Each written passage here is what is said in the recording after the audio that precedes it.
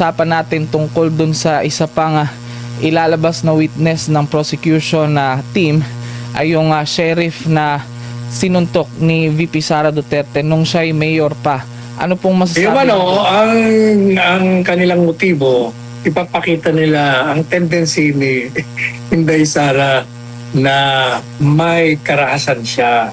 Innate, kumbaga katutubo sa kanya.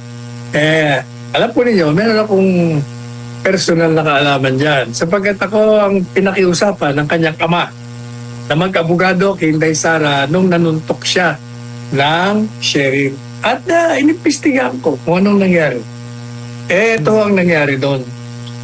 Kaya kayong mga taga-prosecution, magmumukha lang kayong tangi pag yan ginawa niyong testigo.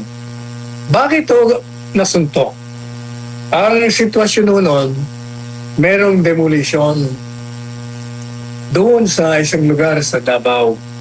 Dahil mga illegal settlers kumbaga, merong mga nakatira doon na tinirahan ng mga tinatawag natin ng mga panahon na squatters.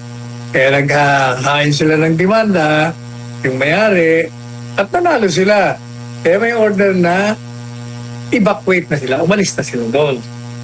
Ngayon, dumating na yung mga pulis upang ipairal ang order ng eviction. Pero ang problema ho doon, yung mga tao, syempre galit sila. Ayaw nilang pumayag. At yung mga pulis naman, gustong ipatupad yung order. At talagang gagamit sila ng dahas. Madaling sabi, parang bulkan na puputok na. Ngayon, si Inday Sara at that time, mayor ng Davao, tinawagan niya yung sheriff. Sabi niya, huwag muna ipatupad dyan. Parating ako dyan, hintayin mo ako. O madaling sabi, sa halip na hintayin si Inday Sara, itinuloy niya. At nung pagdating ni Inday Sara, talagang sasabog na ho yung karahasan. Ano ang ginawa niya? Alam niyo, bilang mayor ng Davao, bilang leader na tinitingala ng tao doon sa Davao, kinakailangan gumawa siya ng isang hakbang upang matigil, hindi matuloy, yung pagsabog ng karahasan.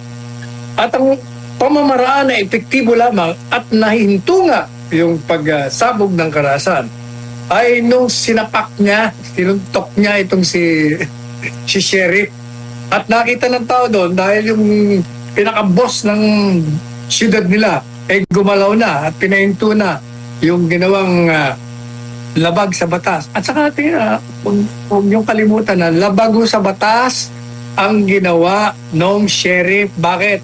Sapagkat sa batas, bago mo ipatupad yung order of eviction, ay meron pa akong 30 days bago maging penal yun kasi kailangan pa magkaroon ng pagkakataon yung mga idinimanda mo na humingi ng rekonsiderasyon. Kaya tama lang yung ginawa.